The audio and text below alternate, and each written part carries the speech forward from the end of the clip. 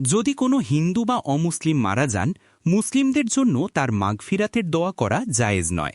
আল্লাহ তাআলা বলেছেন, মুশরিকদের জন্য ক্ষমা প্রার্থনা করো না। সূরা তওবা ১১৩। রাসূলুল্লাহ সাল্লাল্লাহু আলাইহি ওয়াসাল্লাম বলেছেন, মুমিনদের জন্য দোয়া করো, অমুসলিমদের জন্য ক্ষমা চাইবে না। সহিহ মুসলিম। তাই অমুসলিম মারা গেলে রিপ, রেস্ট ইন পিস বা ওপারে ভালো থেকো এগুলো বলা জায়েজ নয়, কারণ এগুলোর অর্থ হল আল্লাহ তাকে শান্তি দিন, মাফ করুন, ভালো রাখুন, যা অমুসলিমের জন্য দোয়া করার সমান। তবে ভুল বুঝো না, ইসলাম নিষেধ করেনি দুঃখ প্রকাশ করতে, সহমর্মিতা দেখাতে বা তার পরিবারের জন্য দোয়া করতে। এগুলো করা মানবিক আচরণ এবং ইসলামের শিক্ষা। মনে রেখো, অমুসলিমের জন্য ক্ষমার দোয়া নয়, কিন্তু পরিবারের জন্য ধৈর্যের দোয়া করা যায় এবং মানবিক আচরণ করা সুন্নহসম্মত। বন্ধুরা, ইসলামকে সুন্দরভাবে মেনে চলাই আমাদের দায়িত্ব।